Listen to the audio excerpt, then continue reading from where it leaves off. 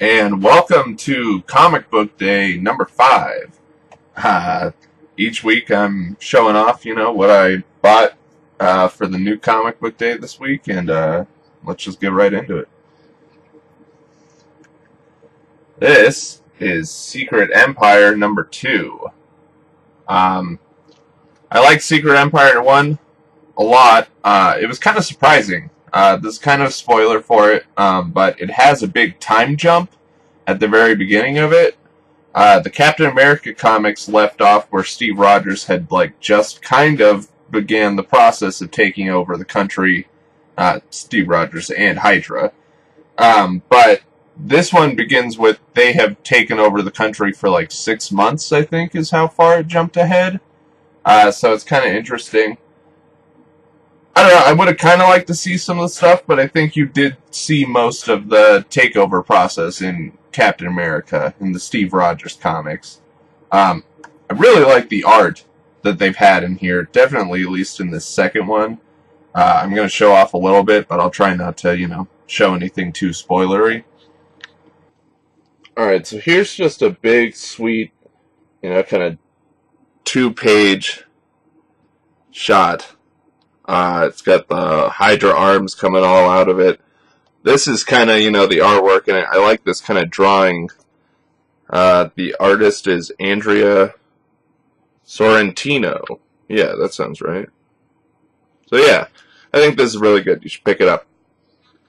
This is The Flash, number 22. This was actually a variant cover. It's got this cool, kind of shadowy Jay Garrick. I think that's Jay Garrick. His lightning bolt actually looks a little weird. It could be the rival. I haven't read this issue yet, so. This is part 4 of the Button. I don't know. I haven't enjoyed the Button storyline very much. I read online and a lot of people are really liking it. I feel like each issue just has had one kind of big plot point, and that's it basically, though. One big event happens in each issue, and then basically the rest of the issue is building up to that big event. But it's very, I don't feel like it's that good for just, oh, here's one issue of the Flash and something crazy happens. Here's one issue of Batman and something crazy happens. Here's Flash, here's Batman. I mean, vice versa, I guess, but yeah, I don't know. I wish this could have been a little better. It's a story that's kind of connecting, to the Watchmen universe and explaining how they come in, and it kind of connects to Flashpoint. So I don't know. I was excited to see both those things kind of revisited, but they didn't do a super great job with it, I thought. This is Luke Cage, number 1. I'm excited to check this out. I like Luke Cage a lot. I've liked Luke Cage ever since Brian Michael Bendis' New Avengers, and Luke Cage was kind of the leader of that team. I think I've said before that I think Marvel is it's a little too reactionary as a company. All of the Netflix shows have done big, so now they relaunched all the comics for each of those superheroes. Iron Fist and Jessica Jones have both been really good, though, so I'm hoping that this Luke Cage one stays as good. But I really wish that they used to have a Power Man and Iron Fist comic that they were doing for about a year, and they canceled it right before they started these new Iron Fist and Luke Cage comics. But I think Power Man and Iron Fist was so good that they could just kept it going. This is a whole new series for me. It's called Grrl Scouts.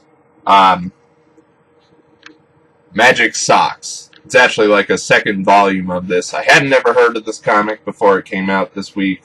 I saw the cover of it, and it looked really good. And the description of it was that it's kind of a weird psychedelic art in there. The back cover's even kind of interesting. So let's take a look inside this one. You open it up and you see just really some crazy stuff.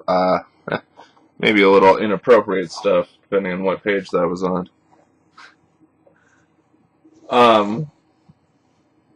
But yeah, I'm interested to check this out. It looks really crazy. I think that's supposed to be Frank Zappa up there. That's interesting.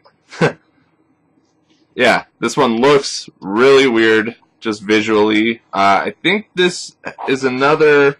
Yeah, it's got kind of a soundtrack that goes along with it. I don't know with the soundtrack for that one if it's like, you know, in Royal City, there's music that the artist listened to while he was drawing it. I've read other, you know, comics that just have soundtracks that go along with the stories, basically. So, I don't know. As I read that one, I'll figure it out. This is X-Men Gold number 3. This one actually came out a couple weeks ago. X-Men Gold is a bi-monthly comic, so I'm not totally looking for another bi-monthly comic to read.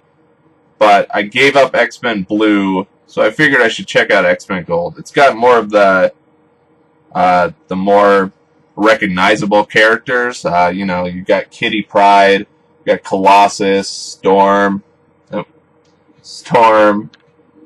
There's Old Man Logan, which, you know, he's still Logan Wolverine. And you got Nightcrawler.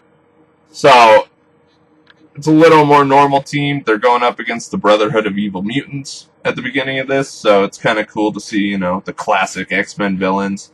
I will say, I like how these new X-Men titles have this kind of, you know, here's the whole team. Yeah, the first, X-Men Blue has just all their heads. This one has kind of a bigger... You know, here's the characters kind of themselves. That's a pretty classic Marvel thing. They did it for a really long time with all their comics. I don't know, until the 90s or the 2000s even. I think I even have some 2000 comics that have still, you know, the superhero's head up in the corner like that. So I like seeing Marvel return to that, and hopefully they kind of keep it going for some other ones. But it's cool even if they just did it for these X-Men ones. This is Royal City number 3.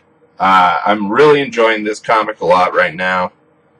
You know, I'm only 3 issues into it, so who knows, it could take a turn. But yeah, it's really interesting and weird. It's kind of about how each of the family sees this dead son and brother. And they all kind of have their own version of his ghost that haunts them, and, you know, how they kind of live their life with the memory of him and the ghost of him. So yeah, it'll be really interesting to see what happens with it at all. It's a very kind of dysfunctional family. And the last, we got American Gods number 3. I haven't read American Gods the book. Tori has. She really liked it a lot. So far I've liked this American Gods comic. It's pretty slow-paced, but it is based off of a book, so, you know, there's probably going to be a whole lot of them.